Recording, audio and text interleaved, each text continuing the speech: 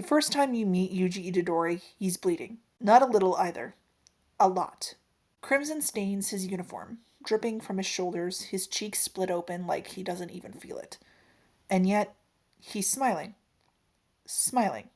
Like the curse in front of him isn't something that could rip him apart. Like he's not standing at death's door. Like he's used to being in situations like this. You land between him and the curse in a blur of power. The ground fractures beneath your feet, curse energy blooming outward in a suffocating wave that makes the air itself tremble. The curse doesn't even get a chance to react. You race it. Not exercise, not defeat. Erase. It dissolves into nothingness, as if it never existed. Your technique leaving no trace behind. Silence falls. Whoa. That's the first thing he says. You turn slightly, glancing over your shoulder. He's staring at you like you just pulled the stars down from the sky. Not afraid, not intimidated, just amazed. You're crazy strong, he says, grinning despite the blood on his face. Like, special grade, right? You don't answer. You're used to the looks, the fear, the whispers. Monster, too dangerous, unstable. But he doesn't look at you like that. Not even a little. Hey, he adds, rubbing the back of his neck like you didn't just save his life. Thanks. I probably would have died there. You narrow your eyes. You say that too casually. He laughs. Yeah, I get that a lot. That should have been it. A passing encounter. Another mission. Another life saved. Another person who would eventually learn what you really are and keep their distance. But somehow, he doesn't.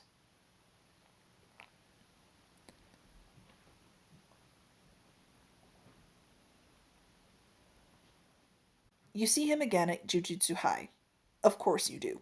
Special grades don't just disappear from the radar, and neither do vessels, especially not carrying him. You're that girl from before. You don't even need to turn. That voice is unmistakable. Bright, warm, annoyingly persistent. You sigh softly. You remember. Of course I do, he says, jogging up beside you. You literally erased a curse. I've never seen anything like that. You glance at him. He's still smiling. Still normal. You shouldn't be so friendly with me.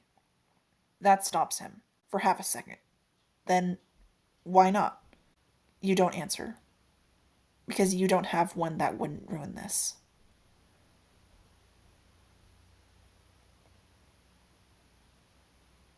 It becomes a pattern.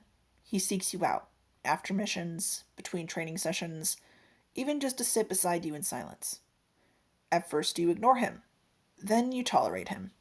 Then, somewhere along the way, you start waiting for him. You push yourself too hard, you mutter one evening, watching him wrap his hands after training. He shrugs. Kinda have to. No, you say flatly. You choose to. He pauses for a moment, then looks at you. Really looks at you. You sound like you get it. You scoff softly. I'm a special grade. Of course I do. Yeah, he says quieter now. But you sound like you hate it. That hits harder than it should.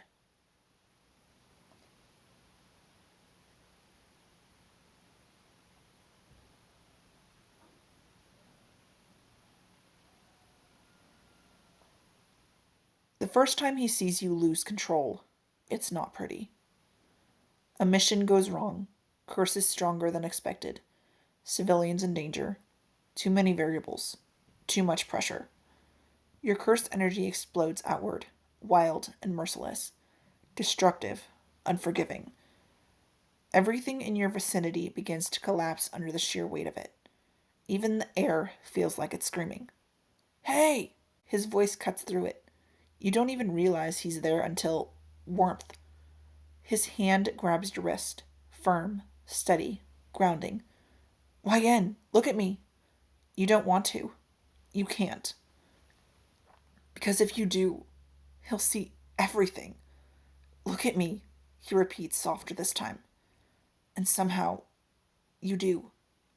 There's no fear in his eyes, no hesitation, no disgust, just concern. You're okay, he says. Your breath stutters. I'm not. Yeah, he replies gently. You are. Your energy flickers, unstable, dangerous. He doesn't let go. You're not a curse, he continues, and you're not something people should be afraid of. Your voice comes out barely above a whisper. You should be. He smiles, soft, certain. I'm not. And just like that, you break. Not violently, not destructively, just quietly. Your cursed energy fades, your knees give out, and he catches you without hesitation.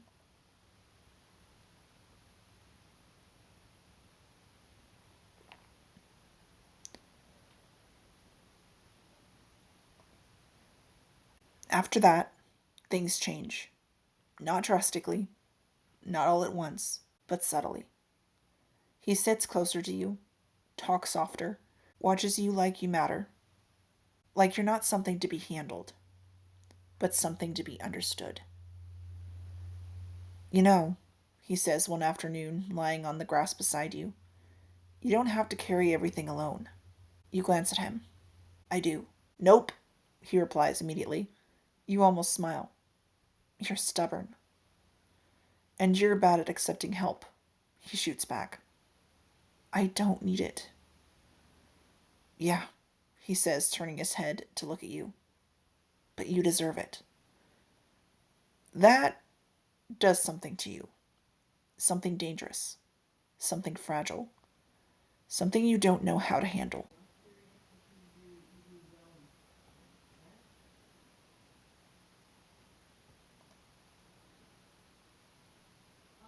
It happens on a quiet night. No missions, no chaos. Just the two of you sitting on the steps outside the dorms. You scare me sometimes, he admits suddenly. You stiffen. I knew it. Hey, not like that, he says quickly. It's just. He hesitates. I'm scared that one day you'll disappear. Your chest tightens. Why would I? He laughs softly, but there's no humor in it. Because strong people always do. Silence. Heavy, uncomfortable, honest. And if I did? You ask quietly. He looks at you. Really looks at you. And this time, there's something else in his eyes. Something deeper. Something that makes your breath catch. Then I'd go find you. Your heart stumbles. Why? He doesn't look away, doesn't hesitate, doesn't hide. Because I don't want a world without you in it. For a moment, everything stops. And for the first time, you don't feel like a weapon, or a monster, or something to be feared. You feel like someone worth staying for. You're an idiot, you whisper. He grins. Yeah. But his hand finds yours anyway. Warm, steady, real. And this time, you don't pull away.